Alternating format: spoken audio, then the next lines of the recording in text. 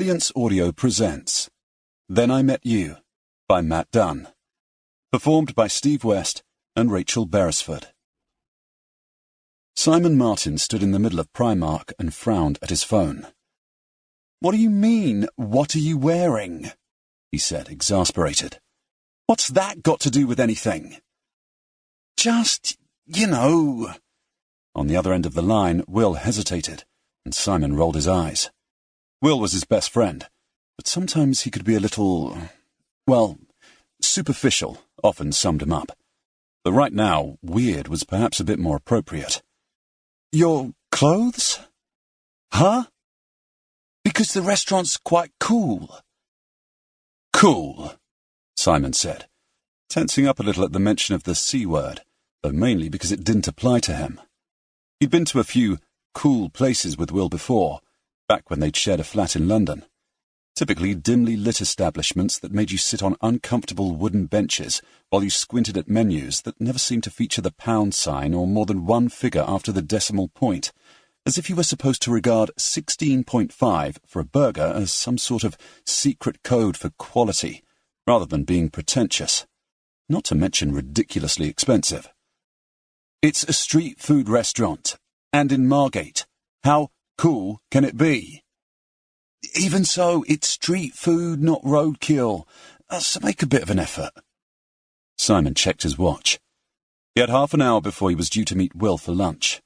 Not quite long enough to go home and change. Then again, he was in Primark. He could probably buy cool and still have change from a £20 note. Though given how busy it was, being 12:30 on a Saturday, and with the queue for the changing room stretching almost to the door, perhaps going home was the better option.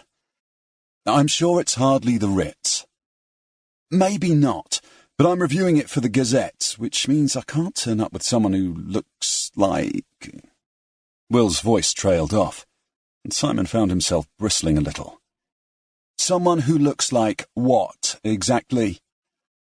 "Like they don't care," Will said, and Simon sighed. It wasn't that he didn't care. It was quite the opposite, actually. Why did Will find that so hard to understand? Lisa Harrod was walking purposefully past Margate Clock Tower, though as she neared the bus stop, where the number 52 was idling with its doors open, she had to fight the urge to break into a run and jump on. Why on earth had she agreed to this? Who even went on blind dates nowadays? What if— She narrowed her eyes as she tried to remember. Simon? That was it.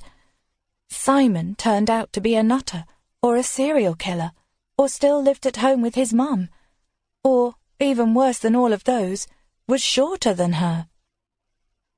Though she knew the answer to that first question. Her dating history had been going from bad to worse, especially since Chris.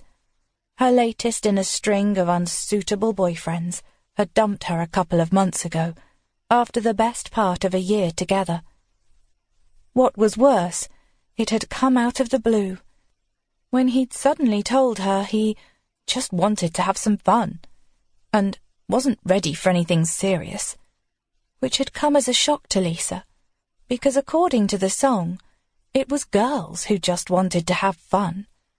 And being together for a year was serious, surely? They'd been a couple. Done everything that couples did. Together. At least when he hadn't been at the pub with his mates, or out playing five-a-side football on a Wednesday evening, or for his pub team every Sunday morning. A bored Lisa, often waiting dutifully for him to finish. Something that also applied to their sex life, she'd reminded herself, in an attempt to make herself feel better. But despite his apparent enthusiasm for their cosy little twosome, and her continued attempts to please him, she'd found herself single. Again.